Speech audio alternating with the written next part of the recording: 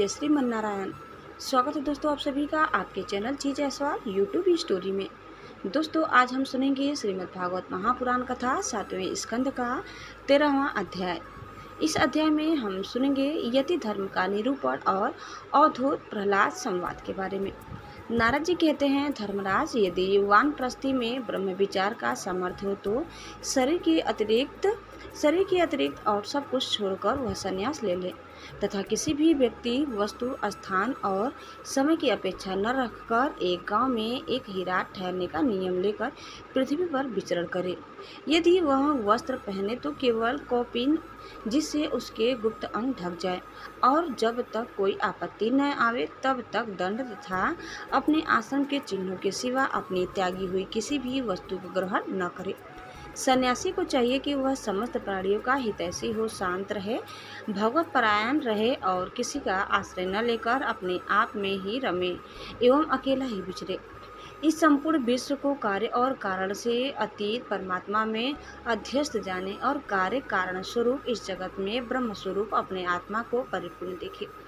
आत्मदर्शी सन्यासी सुसुप्ति और जागरण की संधि में अपने अपने स्वरूप का अनुभव करे और बंधन तथा मोक्ष दोनों ही केवल माया है, वस्तुतः कुछ नहीं ऐसा समझे। न तो शरीर की अवश्य होने वाली मृत्यु का अभिनंदन करे और न अनिश्चित जीवन का, केवल समस्त प्राणियों की उत्पत्ति और नाश के कारण काल की प्रतीक्षा करता रहे। असत्य अनात्म वस्तु का प्रतिपादन करने वाले शास्त्रों से प्रीति न करे, अपने जीवन निर्वाह के लिए कोई जीविका न करे, केवल वाद विवाद के लिए कोई तर्क न करे और संसार में किसी का पक्ष न ले। शिष्य मंडली न जुटावे, बहुत से ग्रंथों का अभ्यास न करे, व्याख्यान न दे और बड़े बड़े कामों का आरंभ न करे। शांत समदर्शी एवं महात्मा सन्यासी के लिए किसी आश्रम का बंधन धर्म का कारण नहीं है। वह अपने आश्रम के चिन्हों को धारण करे, चाहे छोड़ दे, उसके पास कोई आश्रम का चिन्ह न हो, परंतु वह आत्मा अनुसंधान में मग्न हो तो अत्यंत विचारशील परंतु जान पड़े।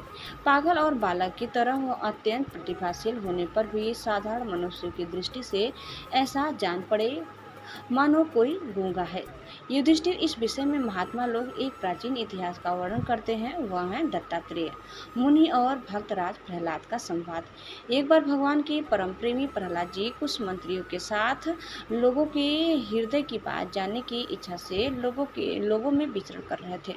उन्होंने देखा कि सहाय पर्वत की तलहटी में कावेरी नदी के तट पर पृथ्वी पर ही एक मुनि पड़े हुए हैं। उनके शरीर की निर्मल ज्योति अंगों की धूली धूसरित होने के कारण ढकी हुई थी। उनके कर्म, आकार, वाणी और वर्ण, आश्रम आदि के चिन्हों से लोग यह नहीं समझ सकते थे कि वे कोई सिद्ध पुरुष है या नहीं। भगवान के परम प्रेमी भक्त प्रहलाद जी ने अपने सिर से उनके चरणों का स्पर्श करके प्रणाम किया और विधि पूर्वक उनकी पूजा करके जानने की इच्छा से यह प्रश्न किया, भगवान, आपका शरीर उद्योगी और भोगी पुरुषों के समान हष्ट-पुष्ट है। संसार का यह नियम है कि उद्योग करने वालों को धन मिलता है, धन वालों को ही भोग प्राप्त होता है और भोगियों का ही शरीर हष्ट-पुष्ट होता है, और कोई दूसरा कारण हो तो नहीं सकता। भगवान, आप कोई उद्योग तो करते नहीं हैं, फिर आपको भोग कहाँ से प्राप्त होंगे? ब्राह्मण देवता, बिना भोग के ही आपका यह शरीर इतना हष्ट पुष्ट कैसे है? यदि हमारे सुनने योग्य हो तो अवश्य बतलाइए। आप विद्वान, समर्थ और चतुर हैं, आपकी बातें बड़ी अद्भुत और प्रिय होती है। ऐसी अवस्था में आप सारे संसार को कर्म करते हुए देखकर भी समभाव से पड़े हुए हैं, इसका क्या कारण है? नारद जी कहते हैं, धर्मराज, जब प्रहलाद जी ने महामुनि दत्तात्रेय जी से इस प्रकार प्रश्न किया तब वे उनकी अमृतमयी वाणी के वशीभूत हो मुस्कुराते हुए बोले। दत्तात्रेय जी ने कहा, दैत्यराज, सभी श्रेष्ठ पुरुष तुम्हारा सम्मान करते हैं। मनुष्य को कर्मों की प्रवृत्ति और उनकी निवृत्ति का क्या फल मिलता है, यह बात तुम अपनी ज्ञान दृष्टि से जानते ही हो। तुम्हारी अनन्य भक्ति के कारण देवाधिदेव भगवान नारायण सदा तुम्हारे हृदय में विराजमान रहते हैं, और जैसे सूर्य अंधकार को नष्ट कर देता है वैसे ही वे तुम्हारे अज्ञान को नष्ट करते रहते हैं।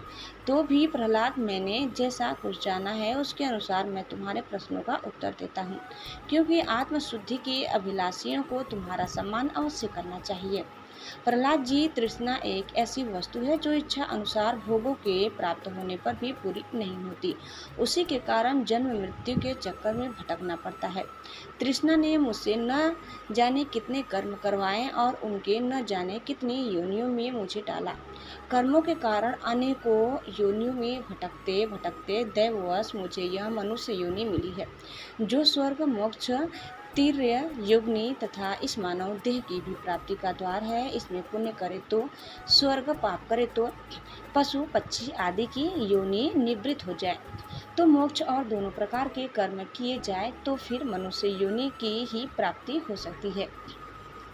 परंतु मैं देखता हूँ कि संसार के स्त्री पुरुष कर्म तो करते हैं सुख की प्राप्ति और दुख की निवृत्ति के लिए, किंतु उसका फल उल्टा होता है। वे और भी दुख में पड़ जाते हैं। इसीलिए मैं कर्मों से उपरत हो गया हूँ। सुख ही आत्मा का स्वरूप है। समस्त चेष्टाओं की निवृत्ति ही उसका शरीर, उसके प्रकाशित होने का स्थान है। इसीलिए समस्त भोगों को मनोराज्य मात्र समझकर मैं अपने प्रारब्ध को भोगता हुआ पड़ा रहता हूँ। मनुष्य अपने अच्छे स्वार्थ अर्थात वास्तविक सुख को, जो अपना स्वरूप ही है, भूलकर इस मिथ्या दैत्य को सत्य मानता हुआ अत्यंत भयंकर और विचित्र जन्मों और मृत्युओं में भटकता रहता है। जैसे अज्ञानी मनुष्य जल में उत्पन्न तिनके और शेवार से ढके हुए जल को जल न समझकर जल के लिए मृग तृष्णा की ओर दौड़ता है, वैसे ही अपनी आत्मा से भिन्न वस्तु में सुख समझने वाला पुरुष आत्मा को छोड़कर विषयों की ओर दौड़ता है। प्रहलाद जी, शरीर आदि तो प्रारब्ध के अधीन है। उनके द्वारा जो अपने लिए सुख पाना और दुख मिटाना चाहता है, वह कभी अपने कार्य में सफल नहीं हो सकता। उसके बार बार किए हुए सारे कर्म व्यर्थ हो जाते हैं। मनुष्य सर्वदा शारीरिक, मानसिक आदि दुखों से आक्रांत ही रहता है। मरणशील तो है ही। यदि उसने बड़े श्रम और कष्ट से कुछ धन और भोग प्राप्त कर भी लिया तो क्या लाभ है। लोभी और इंद्रियों के वश में रहने वाले धनियों का दुख तो मैं देखता ही रहता हूँ। भय के मारे उन्हें नींद नहीं आती। सब पर उनका स्नेह बना रहता है। जो जीवन और धन के लोभी हैं, वे राजा, चोर, शत्रु, स्वजन, पशु पक्षी, याचक और काल से यहाँ तक कि कहीं मैं भूल न कर बैठूं, अधिक न खर्च कर दूं, इस आशंका से अपने आप भी सदा डरते रहते हैं। इसीलिए बुद्धिमान पुरुष को चाहिए कि जिसके कारण शोक, मोह, भय, क्रोध, राग, कायरता और जीवन की स्पृहा का त्याग कर दे। इस लोक में मेरे सबसे बड़े गुरु है अजगर और मधुमक्खी। उनकी शिक्षा से हमें वैराग्य और संतोष की प्राप्ति हुई है। मधुमक्खी जैसे मधु इकट्ठा करती है, वैसे ही लोग बड़े कष्ट से धन संचय करते हैं, परंतु दूसरा ही कोई उस धन राशि के स्वामी को मारकर उसे छीन लेता है। इससे मैंने यह शिक्षा ग्रहण की कि विषय भोगों से विरक्त ही रहना चाहिए। मैं अजगर के समान निश्चेष्ट पड़ा रहता हूँ और दैववश जो कुछ मिल जाता है उसी में संतुष्ट रहता हूँ, और यदि कुछ नहीं मिलता तो बहुत दिनों तक धैर्य धारण कर यूँ ही पड़ा रहता हूँ। कभी थोड़ा अन्न खा लेता हूँ तो कभी स्वादिष्ट तो कभी नीरस बेस्वाद, और कभी अनेकों गुणों से युक्त तो कभी सर्वथा गुणहीन। कभी बड़ी श्रद्धा से प्राप्त हुआ अन्न खाता हूँ तो कभी अपमान के साथ, और किसी किसी समय अपने आप ही मिल जाने पर, कभी दिन में, कभी रात में, और कभी एक बार भोजन करके भी दोबारा कर लेता हूँ। मैं अपने प्रारब्ध के भोग में ही संतुष्ट रहता हूँ। इसलिए मुझे रेशमी या सूती, मृग चर्म या चीर, वलकल या और कुछ जैसा भी वस्त्र मिल जाता है वैसा ही पहन लेता हूँ। कभी मैं पृथ्वी, घास, पत्ते, पत्थर या राख के ढेर पर ही पड़ा रहता हूँ, तो कभी दूसरों की इच्छा से महलों में पलंगों और गद्दों पर सो लेता हूँ। दैत्यराज कभी नहा धोकर, शरीर में चंदन लगाकर, सुंदर वस्त्र, फूलों के हार और गहने पहन रथ, हाथी और घोड़े पर चढ़कर चलता हूँ, तो कभी पिशाच के समान बिल्कुल नंग धड़ंग विचरता हूँ। मनुष्य के स्वभाव भिन्न भिन्न होते ही हैं, अतः न तो मैं किसी की निंदा करता हूँ और न स्तुति ही। मैं केवल इनका परम कल्याण और परमात्मा से एकता चाहता हूँ। सत्य का अनुसंधान करने वाले मनुष्य को चाहिए कि जो नाना प्रकार के पदार्थ और उनके भेद विभेद मालूम पड़ रहे हैं, उनको चित्त वृत्ति में हवन कर दे। चित्तवृत्ति को इन पदार्थों के संबंध में विविध भ्रम उत्पन्न करने वाले मन को सात्विक अहंकार में और सात्विक अहंकार को महत्त्व के द्वारा माया में हवन कर दे। इस प्रकार ये भेद विभेद और उनका कारण माया ही है ऐसा निश्चय करके फिर उस माया को आत्म अनुभूति में स्वाहा कर दे। इस प्रकार आत्म साक्षात्कार के द्वारा आत्मस्वरूप में स्थित होकर निष्क्रिय एवं उपरत हो जाए। प्रहलाद जी, मेरी यह आत्मकथा अत्यंत गुप्त एवं लोक और शास्त्र से परे की वस्तु है। तुम भगवान के अत्यंत प्रेमी हो, इसलिए मैंने तुम्हारे प्रति इसका वर्णन किया है। नारद जी कहते हैं, महाराज प्रहलाद जी ने दत्तात्रेय मुनि से परमहंसों के इस धर्म का श्रवण करके उनकी पूजा की और फिर उनसे विदा लेकर बड़ी प्रसन्नता से अपनी राजधानी के लिए प्रस्थान किया। दोस्तों, इस प्रकार कथा यही समाप्त होता है। उम्मीद करते हैं कि आपको कथा जरूर पसंद आई होगी। आगे की कथा सुनने के लिए आप दूसरे वीडियो को अवश्य देखिए। दोस्तों, चैनल में नए हैं तो प्लीज़ लाइक शेयर और सब्सक्राइब करना न भूलें। धन्यवाद। जय श्री कृष्ण, जय श्री मन नारायण। एक बार प्रेम से बोले श्री बांके बिहारी लाल की जय।